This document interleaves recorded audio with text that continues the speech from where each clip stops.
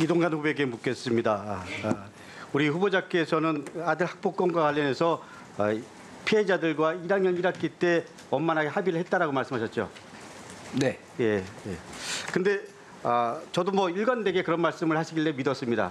근데 어제 그제 여러 의원님들이 말씀하셨지만 언론은 방송사에서 이것과 관련된 그 교사분들의 증언이 나옵니다.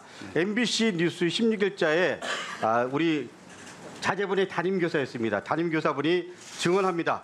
피해 학생들은 후보자의 아들로부터 1년 내내 폭력에 시달렸고 그리고 하해했던 아이들은 없었다. 이렇게 증언합니다. 그리고 어제 YTN에서 또 다른 복수의 교사가 증언합니다. 하해는 이루어지지 않았다. 그리고 진술서 내용은 분명히 일어난 사실이라고 말했습니다.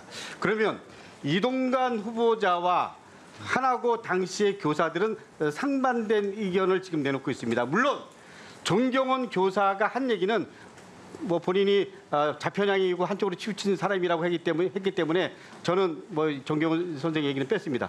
어떻게 생각하십니까? 누군가 한쪽이 거짓말했다면 지금 우리 후보자 진실만 얘기하고 있습니까? 저는 그러니까 지금 시간이 없습니다. 1학년 담임 진실만 얘기하고 있습니까? 1학년 담임 선생님이 하신 말씀도 그러면 기존의 내용과 다른 그러니까 팩트가 사실 거의 없습니다. 그러면 지금 1학년 때 담임 선생님이 거짓말을 한다는 얘기입니까? 아니죠. 그 양반은 자신이 알고 있는 자기의 부분의 진실을 얘기하는 거죠. 그러니까 우리 이동관 후보는 거짓말한 적 없다. 아니 그리고 그분은요. 아니 다시 한번 이동관 후보는 이거는 거짓말하지 분명히 않았다. 제가 말씀드려야 하는 다시 한번 얘기합니다. 네. 이동관 후보는 거짓말하지 않았다. 네, 저는 제가 알고 있는 그대로 말씀드리지 거짓말할 이유가 없습니다. 만약에 거짓말이라고 이게 들통나면 사퇴할 용이 있습니까? 예. 사퇴할 용이 있다. 좋습니다. 그런데 그 대신 거짓말이라는 게 드러나면 제가 거짓말이 아니라는 걸 네. 해명할 기회는 정확하게 주셔야 됩니다. 네, 좋습니다. 네. 제가 지난번 정순신 학폭 관련해서 아들 TF 단장을 맡았습니다. 근데 두 분의 공통점이 있고 다른 점이 있습니다. 그리고 자제들도 보니까 두 분의 자제분들은 1년 이상 학폭이 지속됐습니다. 그리고 소위 이 자사고의 기숙사 학교에 다녔습니다. 그리고 피해 사실을 증명하는 과정에서 피해를 입은 학생들이 이 사실을 알리고 싶어도 이 사실이 알려져도 달라질 것이 없다라는 그런 자포자기적인 그런 얘기들을 했습니다. 제가 먼저 피해 학생의 증언을 한번 정순신 아들과 이동관 후보자의 아들 비교해 보겠습니다. 그래서 결국 가해자가 이기는구나 이렇게 정순신 아들은 얘기하고요. 그리고 이동관 아들은 이렇게 얘기합니다. 이동관 후보자의 아들 피해자는 이런 얘기합니다. 전학을 가지 않는 이상 계속 마주쳐야 하는데 익명이 보장된다고 하더라도 결국 이건 뭐 아무것도 할 수 없는데 처벌받는 것에 대해서 저희는 불안과 해이를 느낀다. 이렇게 자포자기합니다. 그리고 두 번째 정순신 아들과 이동관 후보 아들 정순신 아들은 이런 얘기입니다. 돼지 새끼, 차파 빨갱이, 더러우니까 다 꺼져. 그리고 이동관 아들 잠을 재우지 않았다. 그리고 폭력 행위를 2, 3일에 한 번씩 했다. 심지어는 매점에서 강매까지 합니다. 그리고 책상에 머리를 300번 부딪힙니다.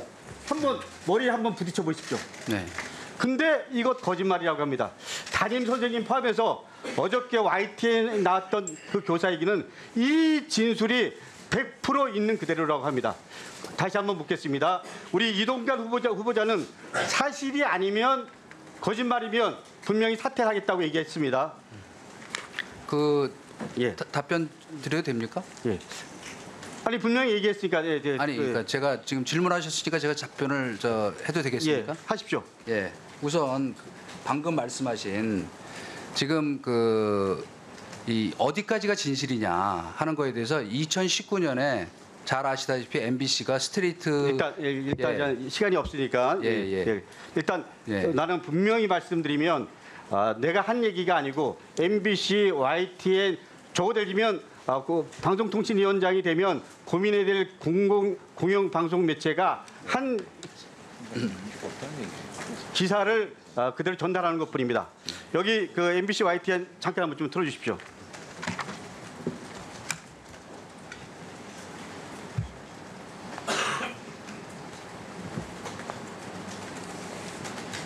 네, 소리가. 예, 음성은 지원 안 하기로 했습니다. 예. 예, 참고해 주십시오. 이 진술서랑 뉴스 인터뷰에 응한 교사들이 증언이 거짓이라면 우리 이동관 후보자는 이 교사들을 상대로 고발해야 되는 거 아닙니까? 그 세상의 모든 일이 100% 진실, 100% 거짓이 어디 있겠습니까? 그러니까 이게 의원님. 그런 그리고요. 식으로 우리가 이동관 지명자를 사람들이 그래서 벅구라지라고 얘기하죠. 지금 요 어떻게 말씀만 보면 제가 드리겠습니다. 오늘 아침에 지금 계속 여러 의원님들이 질의하시는 그 담임 1학년 담임 선생님이 이동관 지명자 지금 제 얘기를 나중에 들으십시오. 저희 지금 집사람과 제가 저희 제가 애들한테 얘기하는 전화를 겁니다. 해서 화해를 정말 하지도 미안하게 않았음에도 됐다. 불구하고 화해를 했다고 거짓말하고 내가 그 당시에 그리고 판단을 진술서가 잘못해 잘못 분명하지 미루었다고 않음에도 사과를 불구하고 한 일이 있습니다. 진술서가 가짜 뉴스라고 합니다. 후보자야말로 가짜 뉴스의 진원지입니다. 네, 뭐 밝혀지겠죠. 뭐. 예. 어디가 가짜 뉴스인지.